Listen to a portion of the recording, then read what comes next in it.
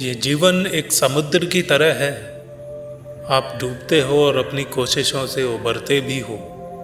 आप तैरना नहीं भी जानते हो तो भी आप हाथ पैर चलाते हो, कोशिश करते हो कि मैं तैर लूँगा।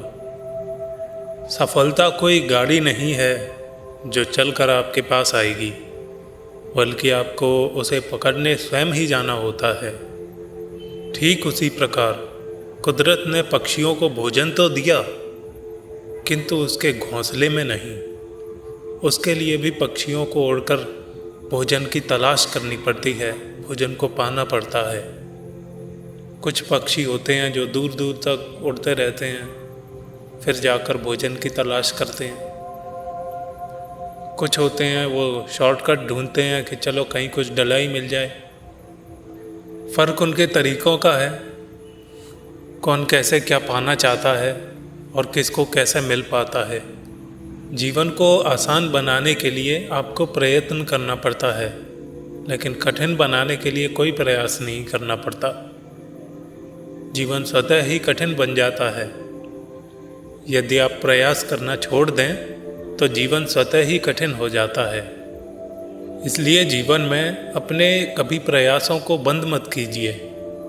आप किस दिशा में प्रयास कर रहे हैं ये तो मैं नहीं जानता, लेकिन आप देखें कि उस दिशा में दूसरे इंसानों ने कितनी परफॉर्मेंस दिखाई है, कहाँ तक वे सफल हुए हैं और मैं क्या मॉडिफिकेशन कर सकता हूँ इसमें। जब जीवन में आप निराश हो जाते हो तो कैसे ख्याल आते हैं आपके अंदर, कुछ अनोखा करने की इच्छा होती है। आप हार जाते हो तब आपको ऐसा लगता है कि कोई व्यक्ति आपको सहारा दे, समझाए कुछ।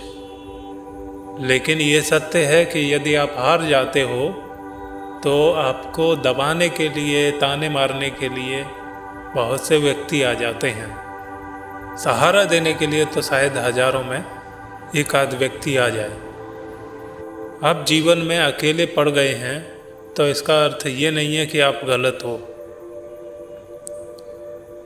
हर सही रास्ते में रुकावटें आती हैं। देखो, इंसान का जीवन बड़ा विशिष्ट है। जानवरों में और इंसानों में कितना फ़र्क है। आप जानवर कितना भी बड़ा हो जाए, लेकिन वो इंसानों के योग्यता को हासिल नहीं कर सकता। मनुष्य इसीलिए विशिष्ट है कि मनुष्य अपने प्रयासों से वो सब कुछ हासिल कर सकता है जो इस दुनिया में मौजूद है। एक जानवर अपने प्रयासों से चंद्रमा पर तो नहीं गया, एक इंसान ही गया था। तो आप अंदाज़ा लगा सकते हो कि जानवर में और इंसान में क्या फ़र्क है। आप अपने आप को निराधार क्यों समझते हैं? जब आप सफल नहीं हो रहे होते हैं तब आपके अंदर हीन भावना आ जाती है कि मेरी किस्मत अच्छी नहीं है।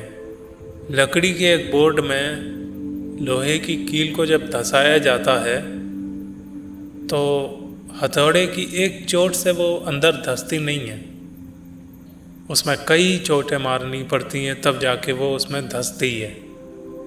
ऐसे ही सफलता भी है।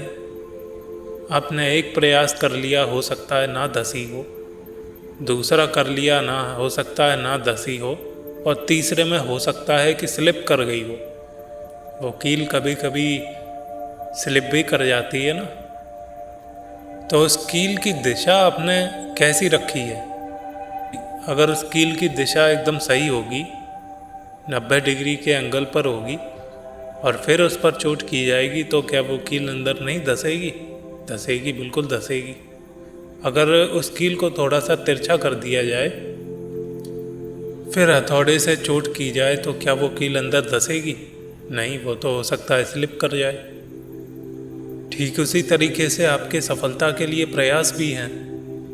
थोड़ा सा भी अगर आप भटक गए तो स्लिप हो जाएंगे, और एकदम 90 डिग्री के एंगल पर हैं तो फिर बड़ा आसानी से सफलता की ओर चलते चले जाएंगे। इस सारी दुनिया में कोई भी हो जो आज इंजीनियर है, वो सोचता है कि मैं डॉक्टर बनना चाहता था, इंजीनियर बन गया।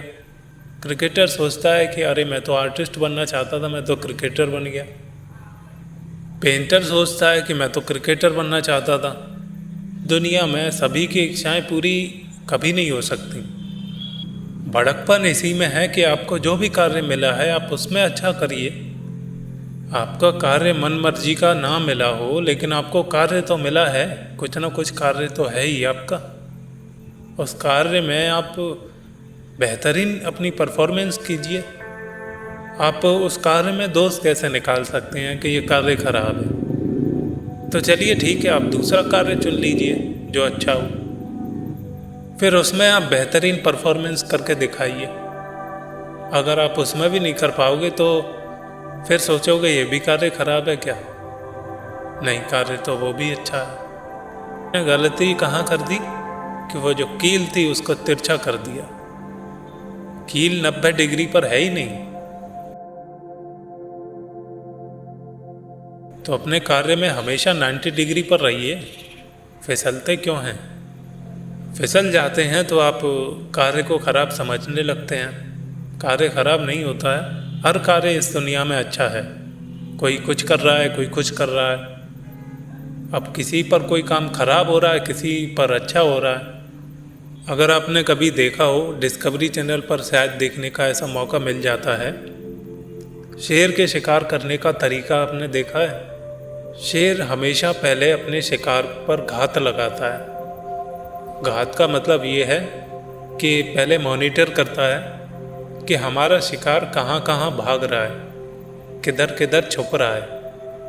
पहले उसकी एक्टिविटी को नोटिस करता है। जब वो जान लेता है कि हमारे शिकार की पहुंच कहाँ तक है, तब वो उस पर हमला करने की पूरी प्रयास करता है। पूरा प्रयास से मतलब ये है कि वो अपनी सारी शक्ति का इस्तेमाल कर देता है, कोई भी चूक नहीं करता।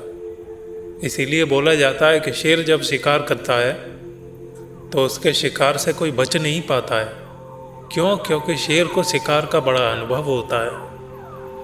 ऐसे ही जीवन में सफल व्यक्तियों के पास भी अपने बहुत अनुभव होते हैं और असफल व्यक्तियों के पास भी बहुत अनुभव होते हैं। हम ऐसे कह सकते हैं कि सफल व्यक्ति शेर हैं तो असफल व्यक्ति बूढ़े शेर हैं। अर्थात सफल व्यक्तियों के पास जितना अनुभव है उससे कई गुना ज़्यादा अनुभव असफल व्यक्तियों के पास होता है।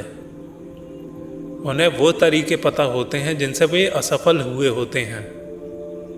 अगर आप उन तरीकों को जान लें तो वो गलती ही नहीं करेंगे। और सफल व्यक्तियों को वो तरीके दूर से पता होते हैं, उनके अनुभव में नहीं होते हैं। तो असफल और सफल दोनों ही व्यक्तियों की अपनी अपनी योग्यताएं हैं।